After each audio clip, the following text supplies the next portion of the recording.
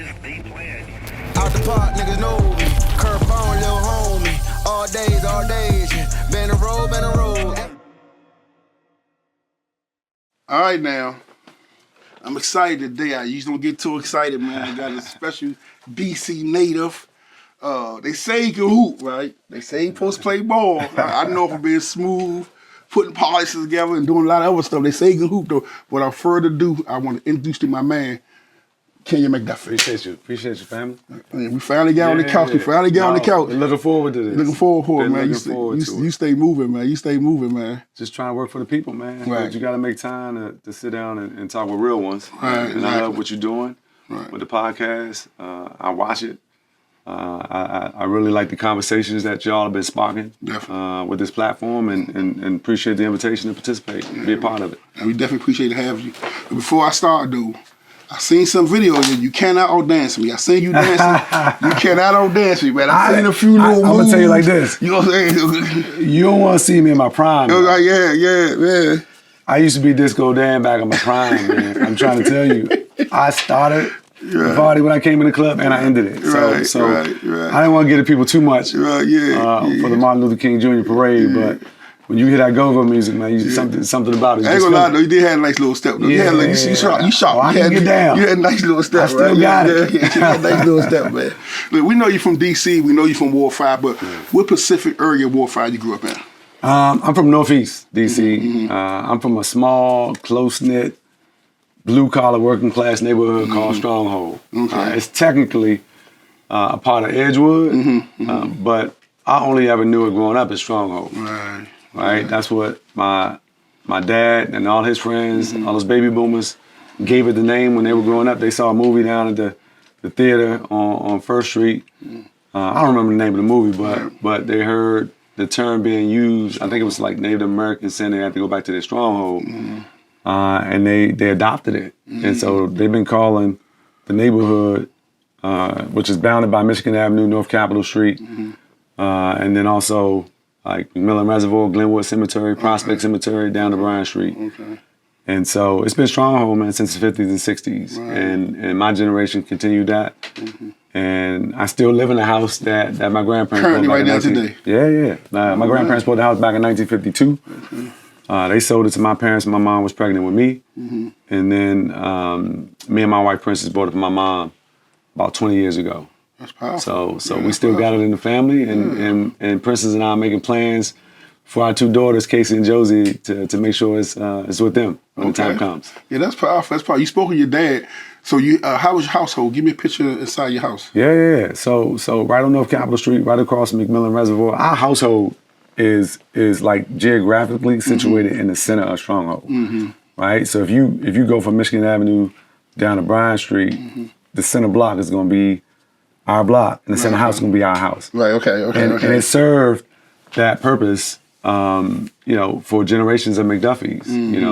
My grandparents liked to host. My parents used to host, so we had a lot of cookouts, a lot of card parties, a lot going on in the basement that you try to sit on the steps or hide and listen to the music, see the scenes and the sights, ear hustling on those late night card parties in the 70s and the early 80s. And so we've continued that. Me and my brothers and my sister, we threw a lot of cookouts growing up.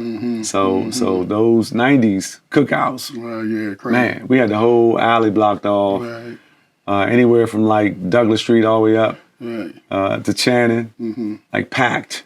Cars, food, music, hooping, whatever you want, you got some of it in Stronghold and one of our cookouts. So y'all had a real neighbor. I know when I'm a little older, when I came, I know the neighbors, they discipline you, they treat you like they was your own hot. Was the same right now? Yeah, I mean, like you gotta remember this. Like my dad was born in '48. God rest his soul. My uncles are still around, but it was 4 kids in that household, right? First one born my uncle was born in '47. My dad came in '48.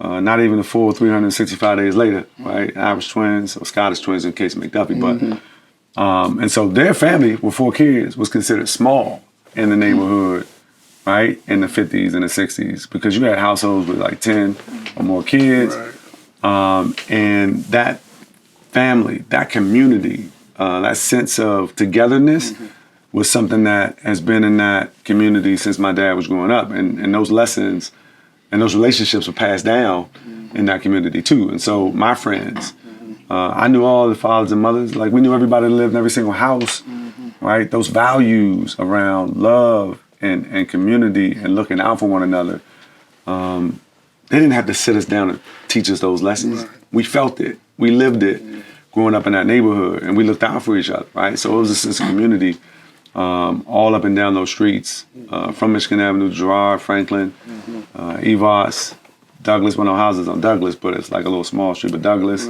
Channing, Bryant, all the way up and down. And we ate together. Yeah. We danced together. Exactly. We had fun together. We cried had together. Grief. We cried together, right? Yeah. Like we live any range of emotions and everything that families go through. It was an extended family in Stronghold, and that still carries on. Even though a lot of folks have sold their homes, some under good conditions, making a windfall, trying to pursue the American dream, and others under duress, having to sell to keep from losing it. Exactly. You lost that sense of community in many ways, but we're still there, and there are a number of people that are still there in the neighborhood. Okay, so that speaks to you because you got an old spirit with you. Yeah. So even though we getting a little bit of gray, but you got a real old spirit. So that speaks to the community, your upbringing.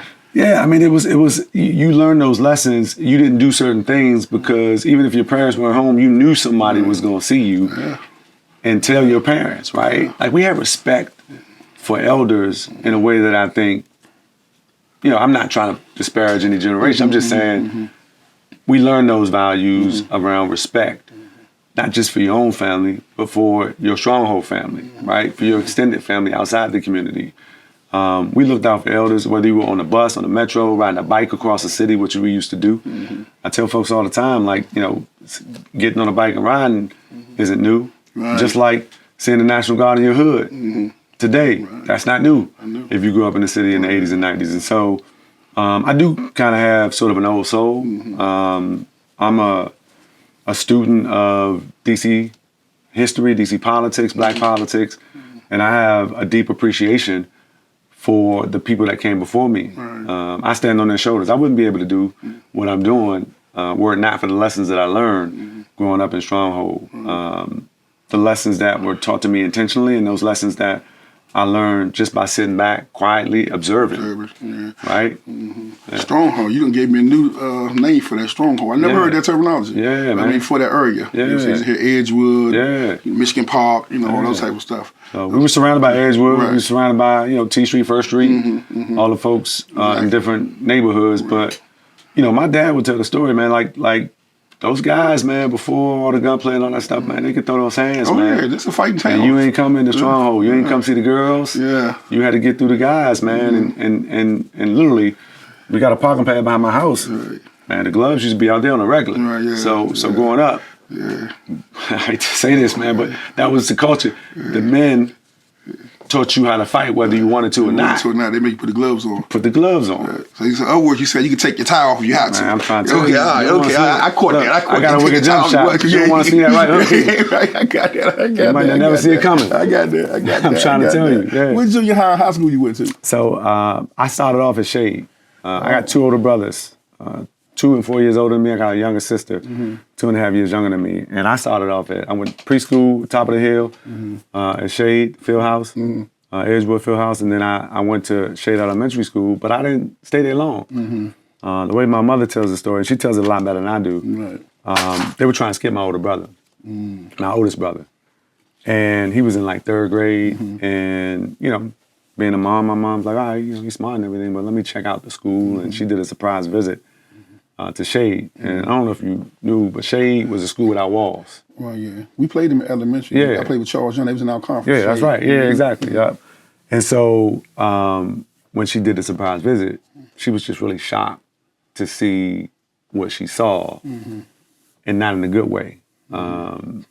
She did not approve of the environment. She didn't think that, it was a good environment for her kids. And so my mom, along with my dad, made the decision to take us out of public school, and she took an extra. My mom worked at the federal government, Library of Congress. My dad went to Bell Vocational, and was an electrician. He worked at DPW. Okay. My mom went to Western, which is now Duke Ellington. And just so you know, like both my parents came up through DC Public School. Dad went to the old Brooklyn, went to Taft for like 2 weeks. He couldn't figure out why he was going to Taft and everybody else went to Langley, so he went to Langley, transferred to Langley. And he didn't go to Tech like all his friends and his brothers. He went to Bell because he wanted to be an electrician. My mom grew up at 10th and Park Road. She went to Raymond. She started out at Banneker Junior High, but then they sent her and her older sister, exactly 1 year apart, born on the same day, over to Gordon Junior High, which is now Hardy Middle School, and then she went to Western High School, which is now Duke Ellington. So they took me and my siblings out of Shade and sent us to Catholic school to St. Gabriel's. Went to St. Gabriel's from like kindergarten through, I can't remember what grade it was, and now transferred to St. Anthony's with my brothers and sisters. Went to Carroll for 2 years. Remember when it first went co-ed? Right, yeah. So I went there in '89, and it's a funny story. Both my brothers at the time were at DeMatha, and I hooped and I played football. And we'll get into it, you know, what club I played. But I came over to y'all neck of the woods and played baseball for like not even a whole season at number 9 over at Hamilton Junior High. Okay. But I was supposed to go to DeMatha. Both my brothers were there. But Carroll was I don't want to use foul language, but they was stomping on schools, including DeMatha in the late 80s, right? Yeah, I you remember. And the irony is, my brother went to St. Gabriel's with like Marvin Graves, went to St. Gabriel's with like Foster, Dwayne Foster, Johnny Mack, and all those guys who played football. My brother played at DeMatha football. But I got recruited a little bit, and when I saw Carroll beating up on DeMatha, football and basketball, when I saw what Marvin Graves and Lon Moulton was doing on the football field, what I saw what Charlie Harris and Lawrence Moulton was doing on the basketball court, I'm like, I'm going there. And when they said they was going co-ed, I'm like, I'm there. So I ended up going to Carroll, the first class to go co-ed in 1989. And I stayed there for a couple of years, then went to Wilson Jackson Reed, and I didn't play football anymore. I just hooped at Wilson Jackson Reed. And it's funny that I'm hearing you talk about Carroll, and I remember Joe Washington, Joe Howard and all them guys even back then, but my kids, when they was going through grade school, and I was putting them in private school, so I'm all excited. I'm a DC public school. I'm about to put my wife. I'm about to put my daughters in Catholic school. And when I got in that circle, they went to Catholic school to St. Mark's on the Maryland side. And I'm hearing all the parents, all the parents threaten the kids, like, if y'all keep showing off, we're going to send you to Carroll. So I'm like, hey, I'm thinking I'm about to put up some upgrade. They acting like Carroll is the My brother wanted to go to Carroll. Because all his friends from St. Gabriel's went to Carroll. Right? And it was just like, almost like a feeder. But my father was like, you know, you cutting up. I don't want to put my brother business out there, but like you're not going to Carroll. You're going to DeMatha. And so I ended up going to Carroll, which is right up the street from the house. And I had a great time at Carroll. But my parents, you know, got to the point where they couldn't do it. And I ended up going back to public school.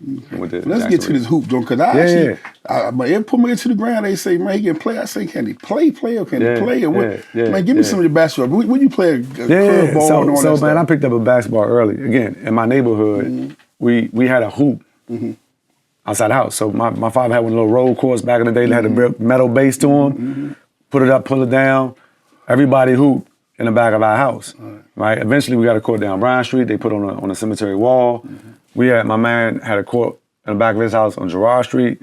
So even in a small neighborhood like Stronghold, we had down the way hoopers, we had up the way hoopers, and we had right where I was, and so we hooped against each other. I mean, I was like 5, 6 years old when I picked up the basketball. Organized basketball wise, I started playing at St. Gabriel's when I was probably in like second grade, something like that. I got old pictures with the St. G uniform on. And I just had, I was the small kid that can hoop with the big boys because I had 2 older brothers, right? So when I first picked up a basketball, I was playing with older guys in the neighborhood. And then when I was about 8 years old, my father took me up to Raymond, to the rec center behind Raymond. And my uncle is Ed Hill. Huggerbuck, also known as Huggerbuck. And so I played with him in the rec league at Raymond, played with a bunch of the guys from around, you know, against a lot of the guys around Columbia Heights, Adams Morgan, Mount Pleasant, Georgia Avenue, all those guys was hooping. And then I played number 10. So really, when I started to hone my skills is when I went inside of number 10, which for folks who might not be familiar, Metropolitan Police Boys and Girls Club. Right, so people always talking about the adversary relationship between communities and police. Right. Well, when we walked inside number 10 back in the day in the 80s when I started playing with them, Officer Lynch would greet you right at the door. I don't know if you know Miss Creedle. Yeah, Miss Creedle, shoot films. Yeah, good man. Well, it was my coach. Okay. Right? So my first coach was my uncle, Ed Hill. And you know, we stayed in the gym, played with number 10, played with Kingman Pythons, right? Played PAL, right? So we were playing with 3 different teams with Huck, but then I was also playing for my school, right? So there wasn't a time when I wasn't dribbling the basketball, right? Back in the day, we had the heavy balls, we had blinders. Well, yeah. They would give it to us, I'd take it home, and so I love You love the game. the game, Right. and I grew up in the gym in the Boys and Girls Club, you know, hooping against other clubs around the city. Right. And Kingsman, that's off of Florida Avenue, the backswing. Yeah. So right off Rhode Avenue, used to be in the basement around, sort of like they call it like Logan Circle. Right. But yeah, it was right around there. But like we used to run the AAU, the Beltway. We called it Beltway League back in the day. I don't know if you remember the Beltway League. But we had hoopers, man. So the guys who came through my area, I came out of high school in '93. Yeah, that's a hell of a Yeah, you had that's hoopers. G Jones that's G Jones. Yeah, G Jones came through. Anacostia. Yep, you had. I mean, wishing all them guys. But like Dwayne Simpkins, Yeah. Dwayne Simpkins, Von Jones played with Kingman. Jermaine Brown, Sammy Briggs, Anwar McQueen with the St. Albans played at Cal with Jason Kidd. Like we were on the same team. I had an NIL deal back then. Man. I wish. had an NIL deal, I man. wish. That's a lot of. But I tell folks, man, you see how a lot of the kids are jumping around schools. Right. It wasn't maybe as much of that, but like you had schools that were recruiting, including some of the private schools. Right? I came this close to going to Murray instead of going to Carroll. Right. Because, you know, Butch was there, Coach Bush was there. You know what I mean? And people like, you know, Travis Allen, who was our center, he went from, I think, Deal to Murray.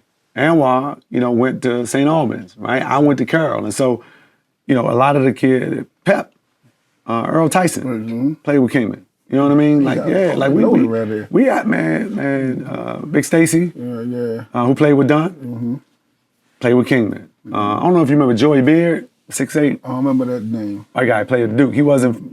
He came through Kingman. Like we had hoopers. Right. And we played against Tacoma, played against Silver Man, Hill. the tall guy, he used to run that July skin. I can't think. Yeah, of Mr. Webster. Yeah, Mr. Webster. Right. Yeah. His son Terrence. Yeah. Terry played with us too. He My played son the with the camp there. He was good. He was a gentleman. He was a gentleman. Yeah, man. He's I mean, around now. still is, man. Right, yeah, like okay. those were when, you know, I didn't fully appreciate it, Kurt, like growing up. But man, they were pouring so much into us, right? Like every time we broke a huddle, patience, discipline, teamwork, defense, DC pride, right? I mean, we started saying that in the early 80s. Right. I still remember it as a 50-year-old man sitting on his couch because those were values that when we went out of town, and we went out of town often because we would win the Beltway League all the time. And I got the receipts, by the way. If you need some of the booklets, I got the receipts. We would win the Beltway League, pick up a couple of kids from some of the other teams, let them travel with us. But you had to win out in order to get invited to AAU back in the day. Exactly. But we would go out of town, and that sense of DC pride was fostered, right, on the courts, right, throughout the city, right? I lead the neighborhood, go through the madness in the hood, but the guys was looking out, pushing you away from the craziness, right, and really looking out for the kids who could hoop and who was focused on something. So you had a good foundation. Even when you left your house, you had a good foundation around you. Yeah, that's man. value. That's value. And the court, and remember, the club was a safe haven. Right. You remember what 14 Clifton was like, right?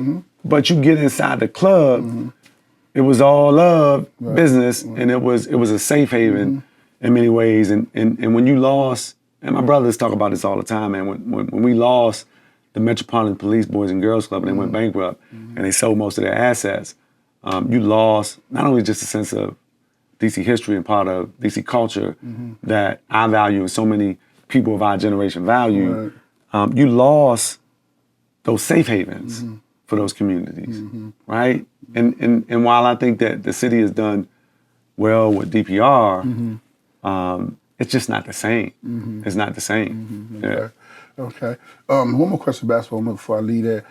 What position did you play, and then two, what did basketball teach you that you're applying in your walk of life right now? I played two guard. I thought I was gonna be 6'3" like my father's brothers. Right. Yeah. My father was number 5'8" on a good day though, and so I capped out at 5'11".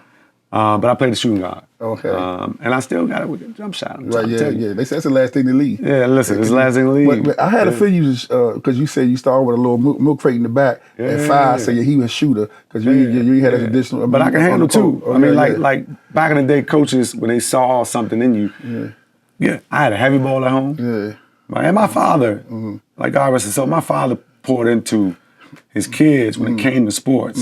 Right.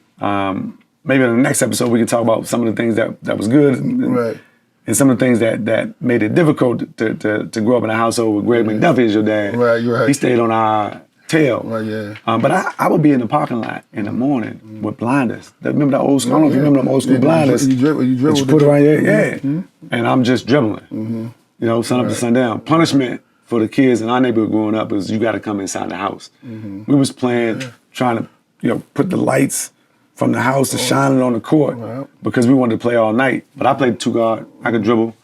I was athletic. You know what I mean? And I just love to hoop. Love to hoop. I was good at football too, though. Right. I was good at football too. I was running back, cornerback in football. Right, yeah. They say you can hoop, but I already know Tutu, Greg Jones, they gonna be hitting me when they see that, Joe. They gonna give me your takes. So they gonna guys be able good, to. man. Steve Francis and all that. Man, Steve and all those guys, man. Steve played with my little cousin Abdul, Hill, and like I remember, man, like that was when like the love for the game, you can see it without having to say it. But nothing you had to prove. You just show up, you lace them up, and you get on the court.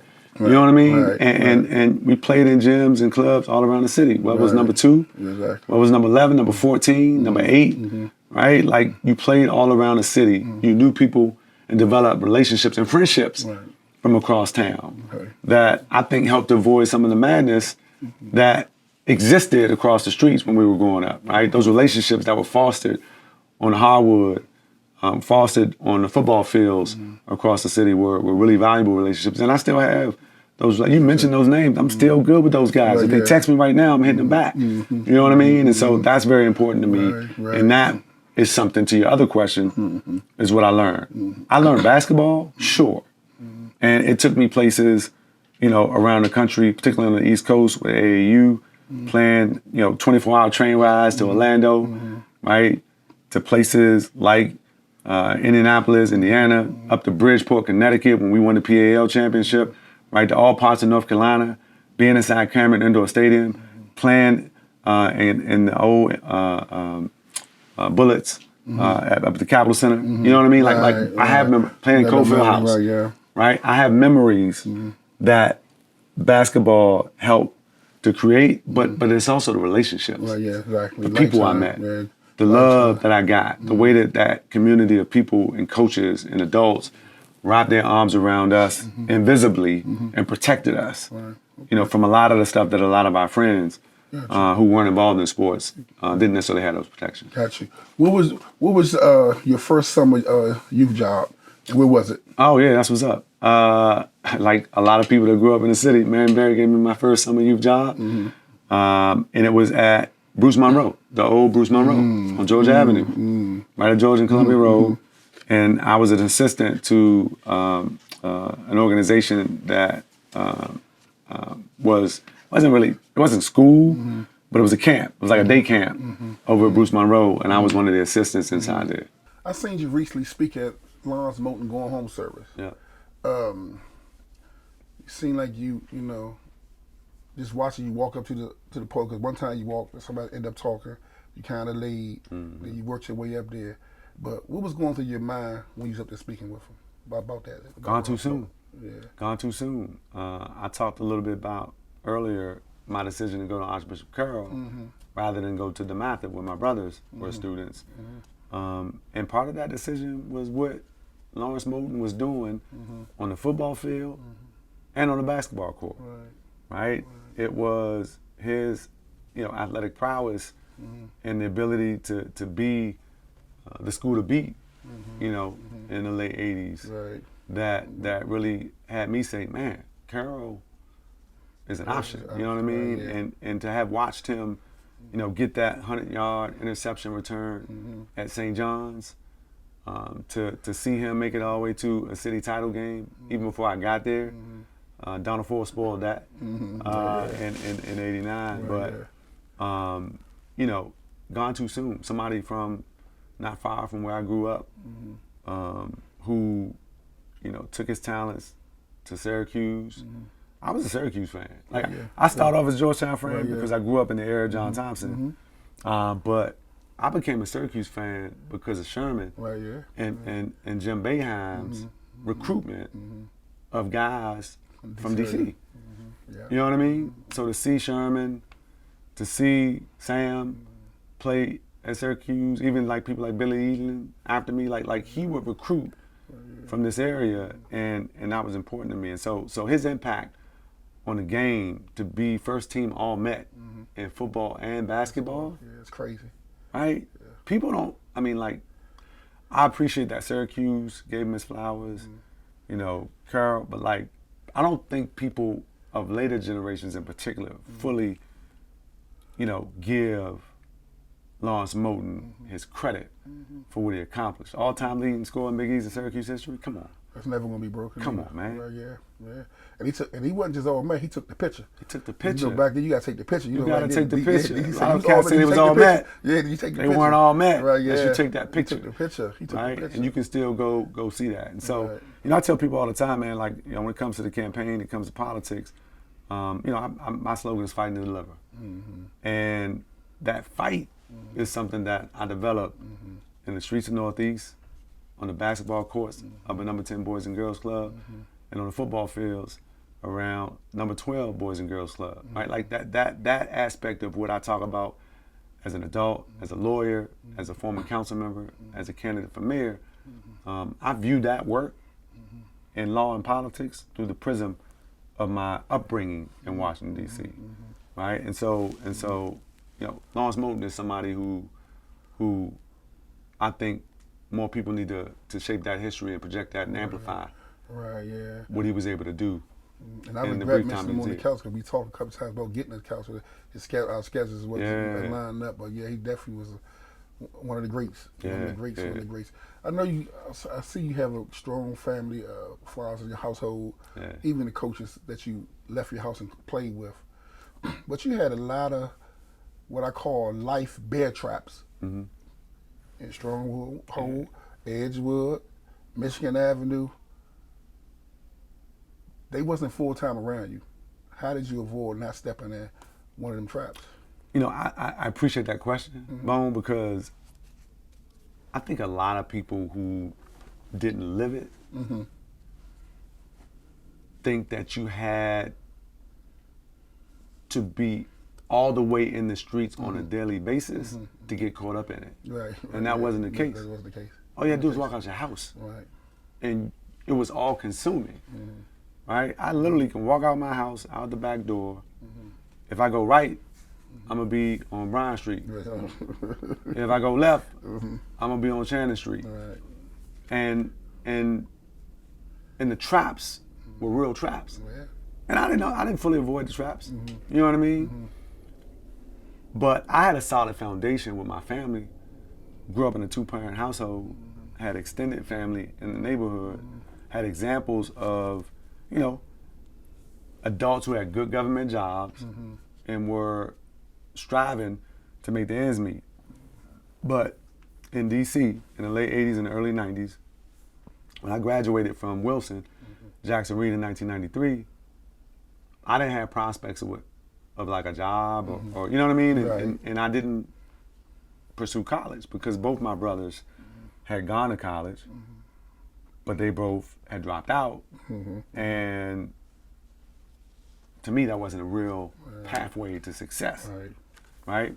What was a pathway to success, unfortunately, was the same pathway that so many young folks in neighborhoods across the District of Columbia, particularly in neighborhoods like Stronghold, was, it was a street life. It was street life. So despite my parents' best efforts, despite all their hard work, working multiple jobs, those bear traps, as you put it, Right. were everywhere, and it was really difficult for people to avoid it, even if you wanted to, because if you felt like there were no other options, and in many instances, it was the reality that people lived, right? Like I don't mind sharing. Me and my best friend, and some of my cousin, and some of the homies went to the DC Armory and took the civil service test. Okay. I graduated from Jackson. I was 17 years old, and never got a call back. Right? Me and my best friend Tito, he went to Carroll and he went to Wilson with me.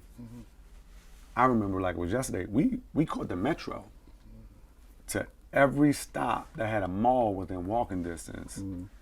Went inside the mall, and every place that said they were hiring, we applied. Never got a call back. Can't get a job. I'm out of high school. I'm a man, according to the way that I was raised. What do men have to do? You got to provide. Right. I had to contribute, right? And so, being faced with that decision at 17 years old, you know, the work that I do at the council, when I talk about policies like baby bonds that would give young folks trapped in the cycle of poverty born in D.C. A bond, a trust fund, so that when they turn 18 years old, they got $20,000, $25,000, $30,000 waiting for them. If I had that money when I graduated, Right. I wouldn't have made those decisions that I made, right? I wouldn't have took those risks, right? How easily, right? But I could have easily been in jail or dead, like so many of my friends who lived the same experience I lived, but just, you know, pulled the short straw. You know, and I take that to heart, which is why this work is so personal to me, to use government to really help improve the odds for people, particularly those folks who have been marginalized or left out of the prosperity, who don't see themselves reflected in government. I'm fighting for them. I'm trying to deliver results for them, right? So that they see themselves reflected in the future of the District of Columbia. They get that opportunity that I got in the form of a job carrying mail to the Postal Service. That finally came to me at the age of 19, but it wasn't a straight line to get there. But it was a windy road that came with some ups and downs, that came with some close calls. You know what I mean? That came with a lot of prayer and a lot of trauma, man. I wish that on my worst enemy. And I know I'm preaching to the choir, but like to grow up to the sound of gunshots on a daily basis, yellow tape, blood-stained streets, losing friends at the age that we were losing friends, holding a friend and having them bleed out of my arms, right? Talking to them, trying to talk them through it. Like, man, the reason I fight to do things like the NEAR Act, Neighborhood Engagement Achieve Results Act, to usher in a public health-based approach to crime prevention and intervention, putting violence interrupters with credibility in communities, is because I don't think any community should have to live or go through the things that we went through growing up in Washington, D.C.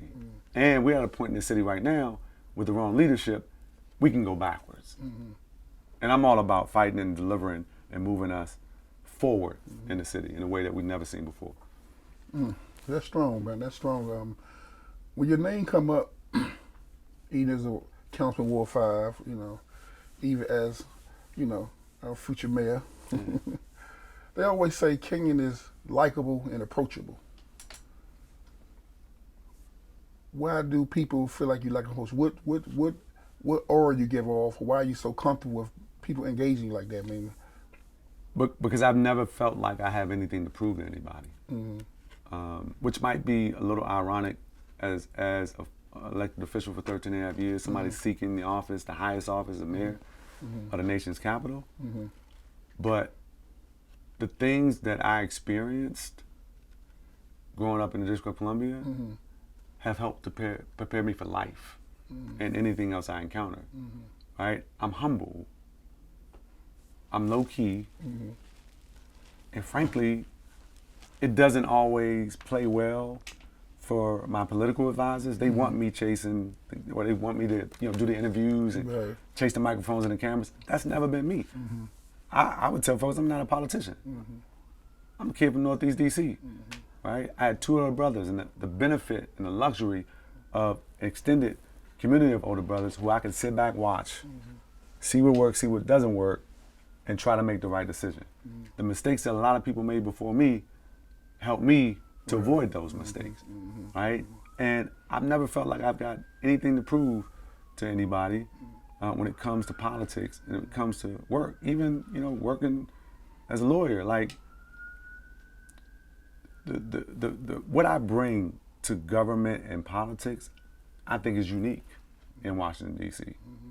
because of my life experience.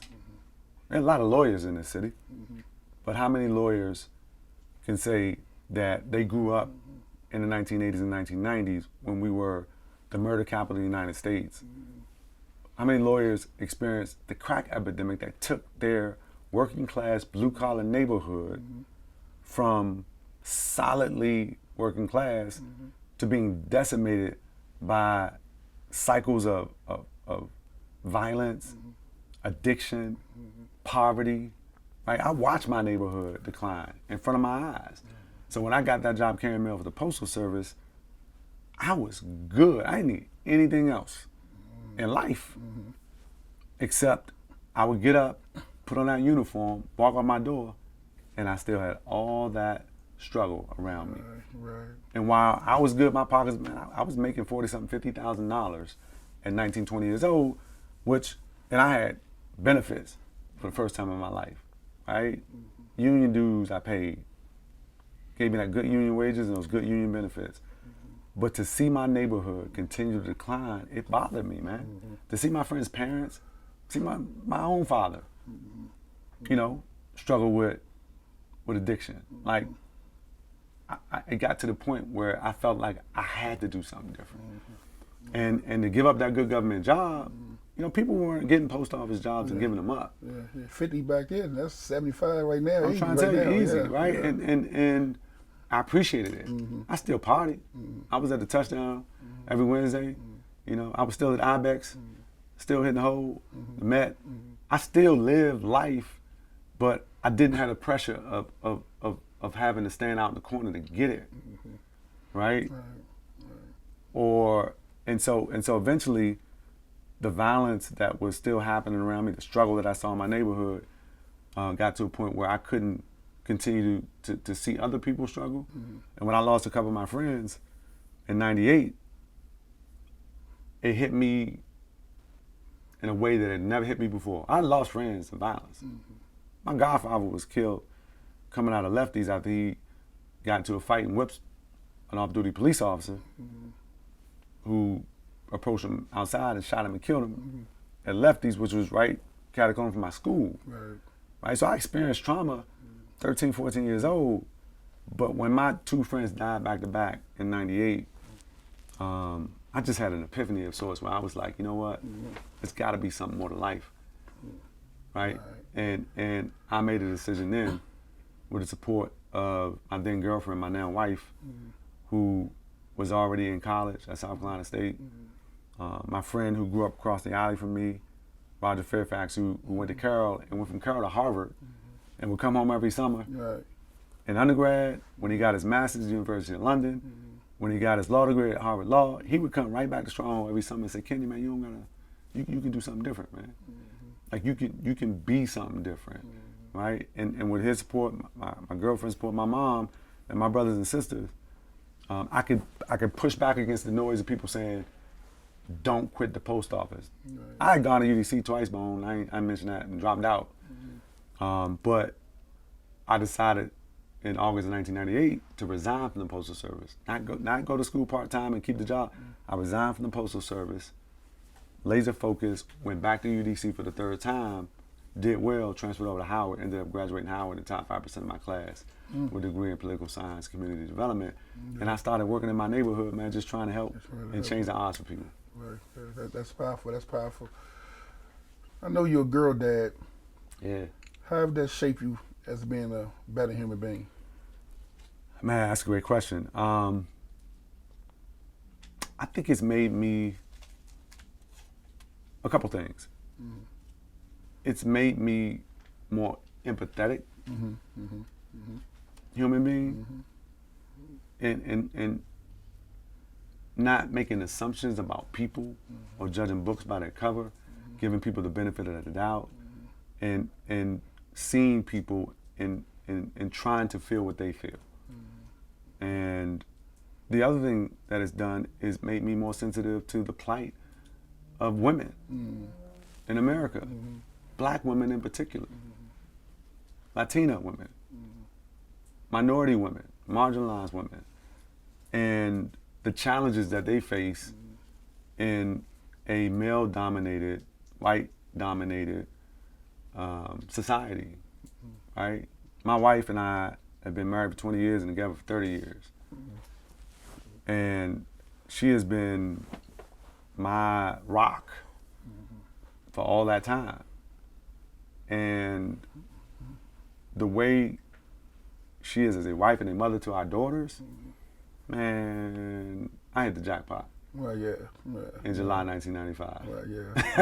Okay. And so having those two daughters and seeing them navigate what they have to navigate, and being a parent to them has made me sensitive to their plight and their trajectory and all that they're going to have to endure, despite everything that we're pouring into them as parents.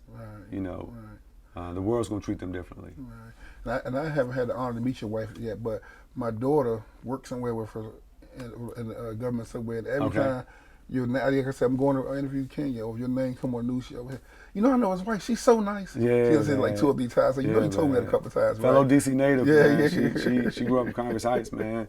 Went to DC public schools, and you know, our journey has been real special, and I wouldn't take that journey with anybody else. Exactly. Yeah. Beautiful. It's beautiful.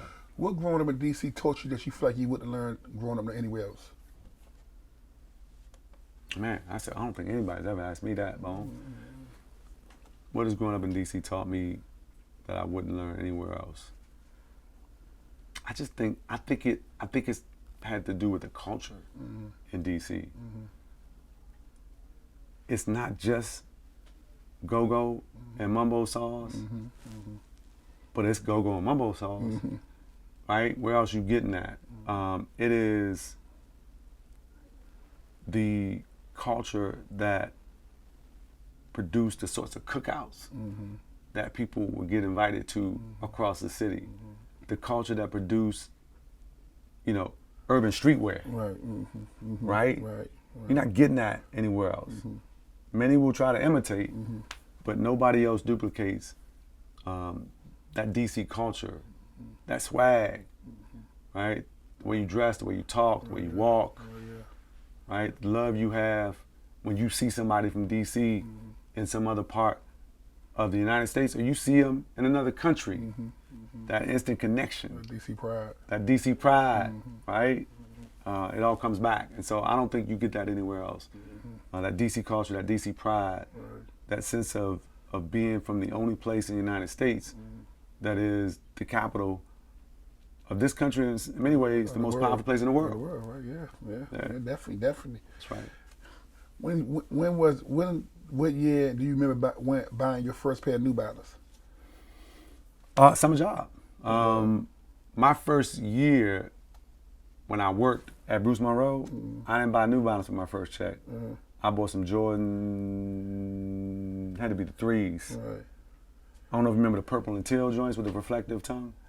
I ain't never forget Joe when he made the jump shot in Georgetown. So I ain't never wore a pair of Jordans. But it was with SYEP check. Right. Okay. And I can't remember what number it was, but like you had to keep a pair. I literally just told Silas today. I was like, man, I don't have a fresh pair, and I need to go get me a fresh pair. Right. Yeah. Today, but it was with an SYEP check. Okay. Probably 1990. My own. Now I had them before that. Right. But you know, I stayed fresh. Right. Okay. I stayed fresh. Okay. For sure. So it sounds like you like me, DC everything. DC, Redskin, everything, all day, everything. Yeah. Wizards, everything. Yep. Okay. Everything. I was at the Wizards game on Monday. All right, well, give me your top 5 Commanders / Redskin defensive players of all time. That's a good one. Top 5. If you can't think, I'm going with Del Green, number 1. Okay. I play cornerback. He in my 5. I play cornerback. He played cornerback. I think he's one of the best to ever do it. Right, yeah. I say Dexter Manley. He in my 5. Who I had the privilege of meeting. Mm-hmm. Really humble guy, but one of the, man, was just a beast. Mm-hmm. I'd say Charles Mann. Okay, he wasn't in mine, but he a good one. I put Champ Bailey up there too. I put Champ up there, man. Yeah. I'm a D-back. Bad boy. I'm a D-back. And because of the era where I came up, I gotta shout out Sean Taylor. Yeah, he in mine. I gotta shout out Sean Taylor. But that's a tough one, yeah. I didn't put Champ because he left us. I feel like he ain't stayed long as he could have stayed. Yeah, he could have stayed long. He could have stayed, yeah. But while he was here. Right, he bad boy. He was a bad boy, man. Boy, yeah, he was a bad boy, yeah, man. Yeah. My other 2, I had Ken Houston and Chris Hamburger. See, you a little older than me. Well, yeah. You a little older than me, Bone. Yeah. But you had the ones in your era, though. In your era. Yeah. Name me the top, in your opinion. You may can't get them all, but give me your top 5 off your head. DC Hoopers, that's 55 and under. Okay. And then give me 55 or over, but give me your 55 and under. How old is Kirk? Kirk probably about 55. Yeah, Kirk will go with the 55. All right, I'm gonna go 55 with Kirk. I'm putting Sam in there too. Okay, yeah. Because I'm not just doing street ball. Yeah, I'm doing success as well. 55 and under. I'm gonna say, man, it's tough, man. You put me on the spot with my homies. Yeah. Again, level of success and what I've seen, I'm putting Moochie in there. Yeah. Make it all the way to the league. We talking about DC. Yeah, DC. All right. So Steve ain't gonna be mad. Yeah. But like I'm doing Kirk. Right on the line. You go on the line, but you go on the other side. You miss this one. Kurt, Moochie, Moten. Sam, 2 more. Let me see who else I'm gonna put in that category. Man, we got a lot of hoopers, man. A lot of hoopers. Think about some folks and what schools they went to. I'm gonna get away from Cadoza because I already gave them love. G Jones, man. G Jones. Man. I know you brought it with G. I'm thinking about my side. I know you brought it with G. G was tough, man. I saw him walking with Carol one day, and man, embarrassed a lot of my friends, man.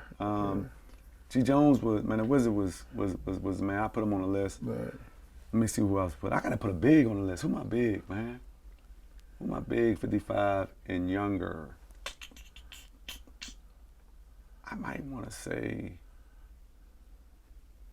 man, this is a really tough question. I'm not gonna say.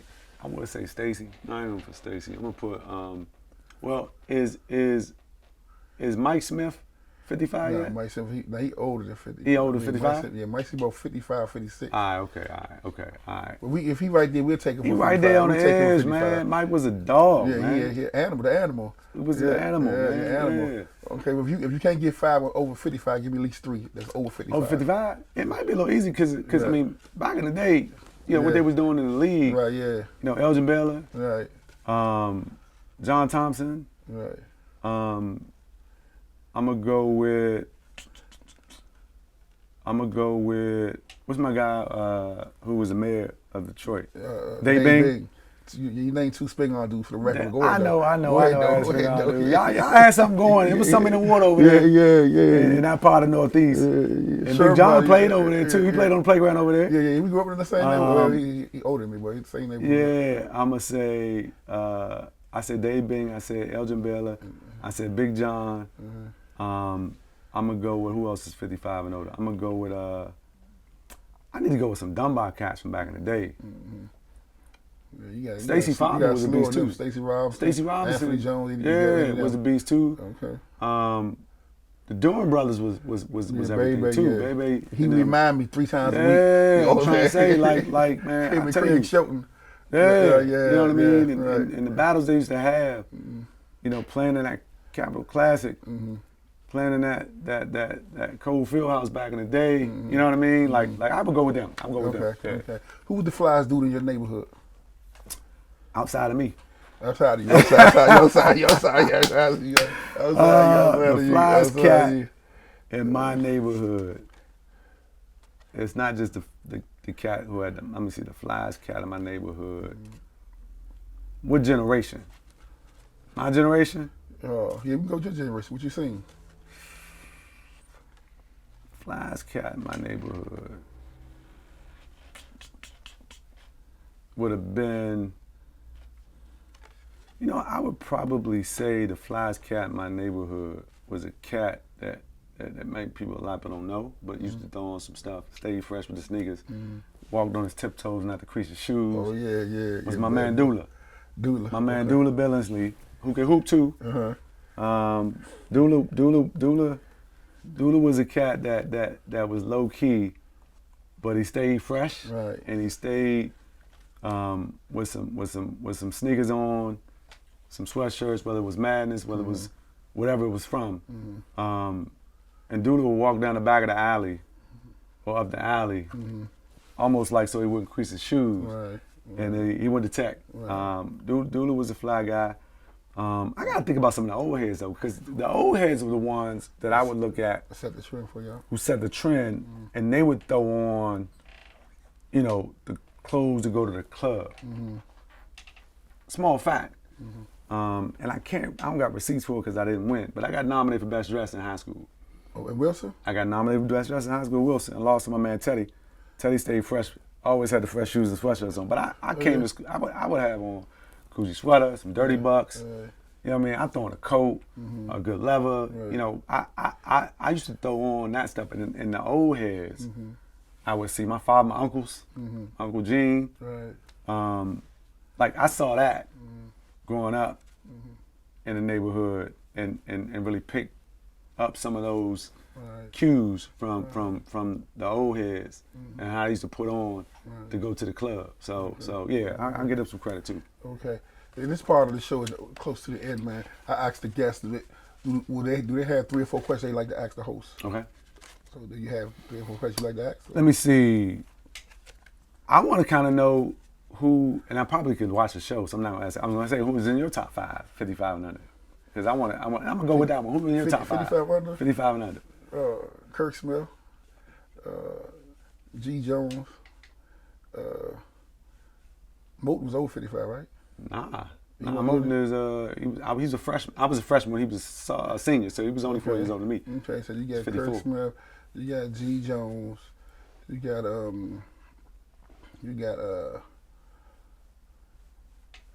I like my man Trey Kelly.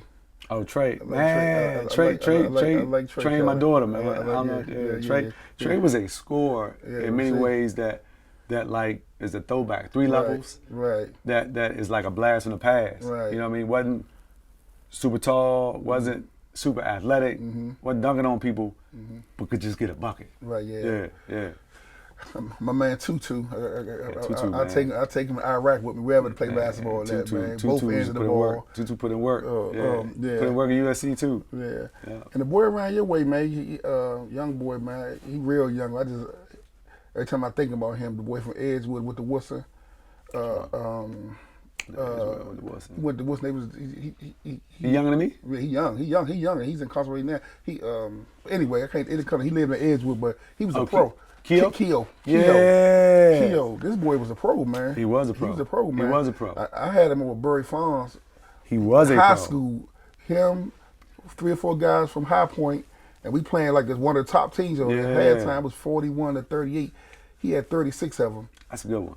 Yeah, he was a pro. You know what I'm saying? And I'm right here. And I didn't go down kind of below my generation the way I was thinking about it. Right. But you think about Sheik, Pearson, Eric Branham, guys who used to put in work. They were supposed to win the championship in '97. They were predicted to win, but they ran up against Anna and Dante and them, and Big Lonnie Baxter and Big Mo. So there were some guys that can hoop in the late '90s, early 2000s too. That if you gave me 10, I had them on my list. It was a question that we could name 50. You know what I'm saying? I just wanted to see what 5 came to your head, right? Yeah. Right. So anymore, that's it. You had another question. You good? If you is, I got a question. Okay. What sparked your interest in starting a clothing line? And what's behind the name? What sparked my interest in starting a clothing line? Because when I first came home from that long vacation, Yeah. I wanted to find a way. I threw parties. Mm-hmm. And, I remember your parties. Right, yeah, I threw parties. So I did them like 4 times a year, right?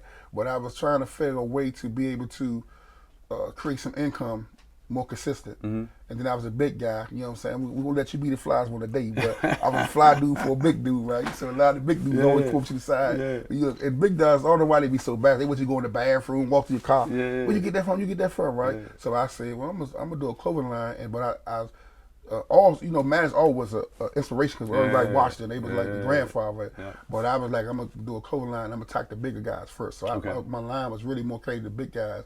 Then once I got them coming, I would attack the younger, little guys early, right? And the name is just all days 365, 24/7, meaning that I used to say I'm gonna grind all days, 365 days, 24 hours a day. But now I say you can wear the clothes for all occasions every day, right? And I even changed the spelling as you see with the long A, because I'm saying A is the first letter, Z is the last, so it encompasses everything from A to Z. A to Z. I right? like So that. yeah, so that's how I came. I didn't know that part about it. Right, yeah, Appreciate that. And my last question for you is like, what do you want to see in your next mayor? Well, the relatability I like. I'm saying somebody who really, not saying nobody previously didn't have relatability, but relatability I like that can be able to, like you sat here, you touched on the sports, you touched on the street, you touched on the culture. I want somebody that really, it ain't just a job for them. Right. You know what I'm saying? When something happen, they really feel it. They can relate to it. When I see you arguing on TV or you know, at the, whatever, I forgot the joint downtown, Wilson Building, and when I'm sitting on speaking, because sometimes I got a sense of taking bullshit, you know what I'm saying, and whatever, right? So I want somebody with that passion, right? So that's what I want. I want you to continue being you. Yeah. You know what I'm saying? Like, you know, when you get, a lot of times when people get signed, we're going to be sports related, we talk a lot of sport. When they sign a big contract, they in the gym every day running. When they sign a big contract, they lay down, right? So that's when, you know, once you get that seat, is to push harder and continue, you know, be you. You know what I'm saying? The last thing I want is for the city to go backwards, man. We can't revisit those days, the bad nightmare aspect of the 80s and 90s. I don't want to leave people thinking that it was all dark days. It's a lot of dark days. But it was joy in the culture, in the institutions, schools, churches, community. But I don't want to go back to the dark days where young people like Kenyan Mcduffie graduating from high school in 1993 couldn't get a job. Right. You know what I mean? But I also wanted to be a city where my daughter, who's away at college, just finished her first semester in college, 4 years from now, well, if she want to leave Atlanta to come back to DC, what kind of city is going to be waiting for her? I'm fighting not just for my daughter, but for sons and daughters across this city, the ones that are going away from college, and the ones that's coming out of our schools who are not going to pursue college. I didn't pursue college. Didn't apply to a single college. There's got to be a pathway to economic mobility and security for those sons and daughters too. And I'm fighting for them. And I'm going to deliver for them too. Right, the same way I delivered on the council. That's right. And I'm going to close with, I don't know if you remember, man, I might have been, it was 2020, probably about 5 years ago. You called me one late night and you said, man, where you at? I want you to meet me on Malcolm X and MLK. Oh, yeah. And when I went up there, man, unfortunately, the young lady, Miss Courtney, you know, lost her life tragedy. But when I seen you over there, and it was a huddle of us, a few guys, I can't remember all the names, but it was probably about 10 or 12 of us. That night right there, man, what made me no longer look at you as a politician. Because number one, that wasn't even your ward. Number two, I can see the pain and I can see how it affected you. It affected the whole city, but I'm looking right at you, right? Wasn't no cameras around, wasn't nothing. It was just you huddling up with some guys trying to find some type of understanding. What was going through your mind? Man, that could have been anybody's daughter. It could have been, you know, somebody in my family. I've seen too much bloodshed. I've seen too many people cry because they lost a loved one to gun violence. And that night, I just wanted to show up. I wanted to be there for the family. I wanted to be there for Trey. I wanted to be there for that community. And, you know, the irony of being an elected official and having to run for office means you have to put yourself out there.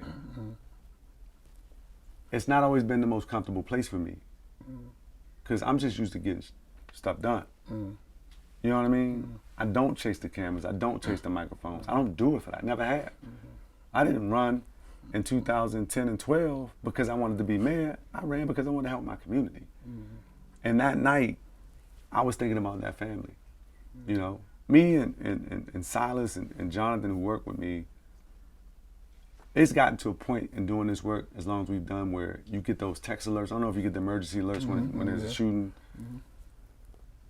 It would get to the point where I didn't always want to look at it so quickly, because I knew there would be 6 degrees of separation. I knew I would know somebody who just lost a loved one. Right. You know, and having grown up, having to deal with that in my own life, seeing my father cry for the first time in my life when my godfather got killed, man, you never lose that trauma.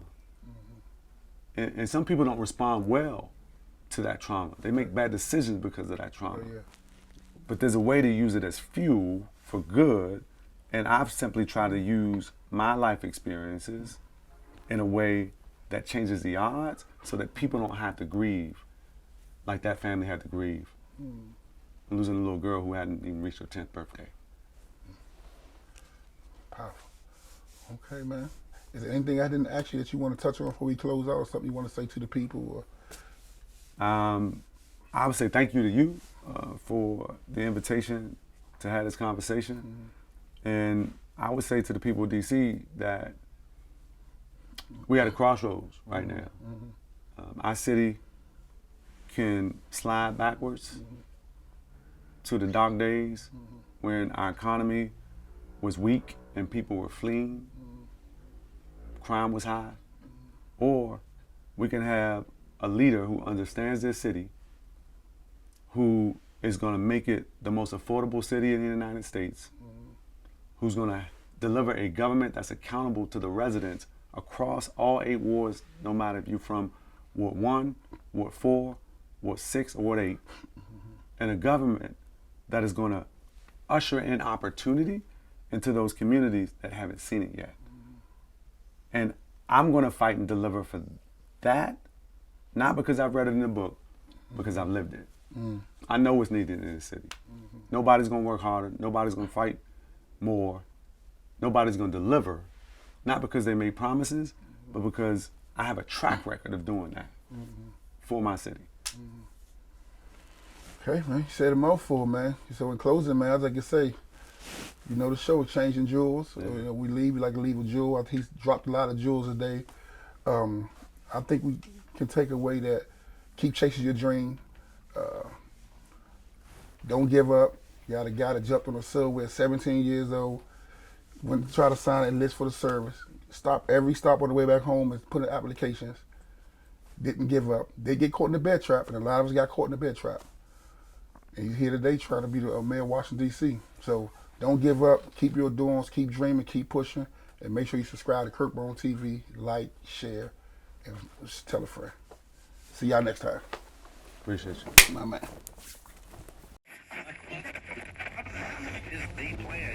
Out the park, niggas know me. Curb on, little homie. All days, yeah. Been a road, been a road.